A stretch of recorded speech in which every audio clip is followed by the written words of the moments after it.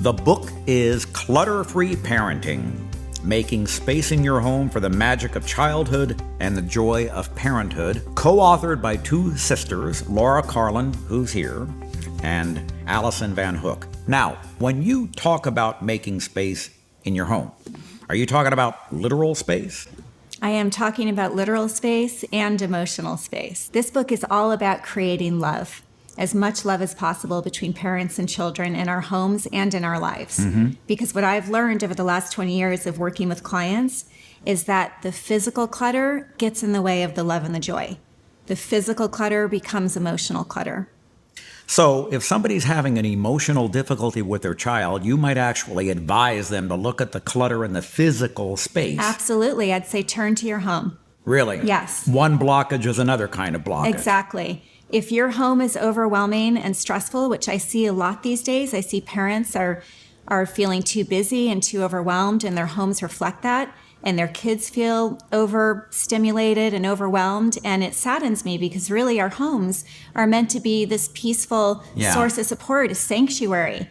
And sometimes they're anything but. And so the first step is to make space. Have you been doing this your whole life? I know you have a degree in spiritual psychology, but your background is? I started clutter clearing when I was 8 years old, and my sister was my partner in clutter clearing. My parents were going through divorce, and my grandparents had died suddenly in an accident. And so there was a lot of chaos in my outer world. And so by clutter clearing, I was creating more peace inside of myself as I brought more peace to my surroundings.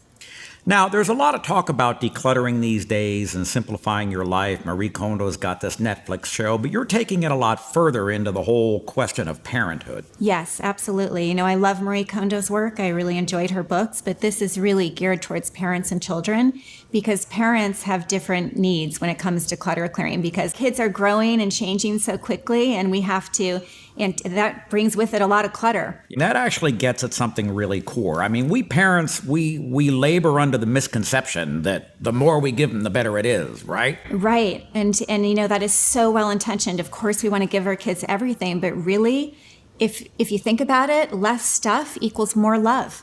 That's how it works. How did it work in your family? Give me an example. So my younger son took this interest in model train building, and the model train building is something that takes up a lot of space, right? And so it started in our kitchen, and I'm like, this can't stay here, the paint, the glue, and all that. So we had this storage room in our basement, and it was 3 walls lined with shelves filled with boxes, and we decided to declutter. We decided to make space for model train building. And a few things we relocated, a few things that were meaningful for us. But for the most part, I don't even remember what was in those boxes.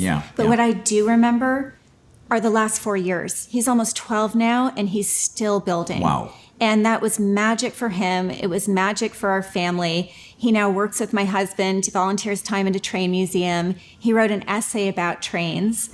In fact, one of the things he wrote in the essay, he said, "My mind got carried away, and then I said it. I want to do this for the rest of my life." Wow. So really, I had a choice. It would have been so easy to say, we don't have room for model trains. But now we're talking the rest of my life versus boxes filled with stuff that I don't even remember. Yeah. Who wouldn't make that trade? So we literally need to make room for our passions. Give me one of your principles. And I know the book's got many, but start me off. My definition of clutter is anything that is not loved or useful. And we want to go for love in our homes because in our homes we get to choose. We don't always get to choose in other parts of our life. True. So we want to surround ourselves with the things that feed us and with the things we love. So just today, even remove one thing in your home that you don't find to be useful or loved, or start with one drawer. You're inspiring me. Thanks so much for writing this. I can't wait to try to put it into action. Thank you.